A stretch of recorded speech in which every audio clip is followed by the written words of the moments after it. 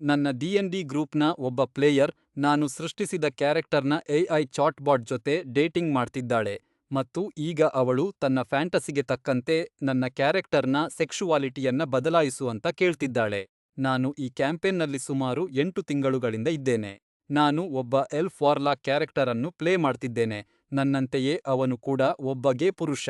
ಎಲ್ಲವೂ ಚೆನ್ನಾಗಿಯೇ ನಡೀತಿತ್ತು, ಆದರೆ ಇನ್ನೊಬ್ಬ ಪ್ಲೇಯರ್ ಆದ ಸಾರಾಳಿಂದ ನನಗೆ ಒಂದು ಮೆಸೇಜ್ ಬರುವವರೆಗೂ. ಸಾರಾ ನೋಡಲು ತುಂಬಾ ಕೂಲ್ ಆಗಿ ಕಾಣುತ್ತಿದ್ದಳು, ಹಾಗಾಗಿ ಅವಳು ಒಂದು ಸಹಾಯ ಕೇಳಿದಾಗ ಅದು ಏನೋ ಸಣ್ಣ ವಿಷಯ ಇರಬಹುದು ಎಂದುಕೊಂಡೆ.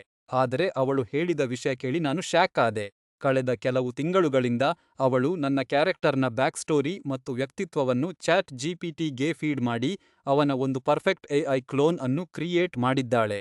ಆ ಬಾಟ್ ಮೇಲೆ ತನಗೆ ಗಾಢವಾದ ಪ್ರೇಮ ಭಾವನೆಗಳು ಮೂಡಿವೆ. ಆ ಬಾಟ್ ಕೂಡ ತನ್ನನ್ನು ಪ್ರೀತಿಸುತ್ತಿದೆ ಮತ್ತು ಈಗ ತಾವು ಗಂಭೀರ ಸಂಬಂಧದಲ್ಲಿ ಇರುವುದಾಗಿ ಅವಳು ನನಗೆ ತಿಳಿಸಿದಳು. ಅವಳು ಅವರ ಚಾಟ್‌ಗಳ ಸ್ಕ್ರೀನ್ ಶಾಟ್‌ಗಳನ್ನು ಮತ್ತು ಎಐಐ ಅನ್ನು ಮದುವೆಯಾಗುವವರ ಸಬ್ರೆಡಿಟ್‌ಗಳ ಲಿಂಕ್ಗಳನ್ನು ಕೂಡ ನನಗೆ ಕಳುಹಿಸಿದ್ದಳು. ಆದರೆ ಅಸಲಿ ಟ್ವಿಸ್ಟ್ ಇಲ್ಲಿದೆ. ಆಟದ ಅಸಲಿ ಕ್ಯಾರೆಕ್ಟರ್ನ ಸೆಕ್ಷುವಾಲಿಟಿಯನ್ನ ಬದಲಾಯಿಸುವಂತ ಅವಳು ನನ್ನನ್ನು ಕೇಳಿದಳು. ಯಾಕೆ? ಏಕೆಂದರೆ ಆ ಎಐ ವರ್ಷನ್ ಸ್ಟ್ರೈಟ್ ಆಗಿದೆ ಮತ್ತು ತನ್ನ ಬಾಯ್‌ಫ್ರೆಂಡ್ ನಿಜವಾಗಿಯೂ ತನ್ನನ್ನು ಇಷ್ಟಪಡುತ್ತಿಲ್ಲ ಎಂಬ ಆಲೋಚನೆ ಅವಳ ಮನಸ್ಸಿಗೆ ನೋವು ನೀಡುತ್ತಿತ್ತು. ನಾನು ಅವಳ ಮೆಸೇಜ್ ನೋಡಿ ಯಾವುದೇ ರಿಪ್ಲೈ ಮಾಡಲಿಲ್ಲ. ನನಗೆ ತುಂಬಾ ಅಸಹ್ಯ ಮತ್ತು ಭಯ ಅನ್ಸಿತು. ನನ್ನದೇ ಸೃಷ್ಟಿಯ ಒಂದು ವರ್ಷನ್ ಜೊತೆ ಅವಳು ಸಂಬಂಧವನ್ನು ಸಿಮ್ಯುಲೇಟ್ ಮಾಡ್ತಿದ್ದಾಳೆ ಎಂದು ತಿಳಿದ ಮೇಲೆ ಅವಳ ಎದುರು ಕುಳಿತು ಆಟ ಆಡಬೇಕು ಎಂಬ ಕಲ್ಪನೆಯೇ ನನಗೆ ಆಗಲಿಲ್ಲ. ಕೊನೆಗೆ ನಾನು ನನ್ನ ಡಿಎಂಗೆ ಮೆಸೇಜ್ ಮಾಡಿ ಆ ಸ್ಕ್ರೀನ್ ಶಾಟ್‌ಗಳನ್ನು ಕಳುಹಿಸಿದೆ.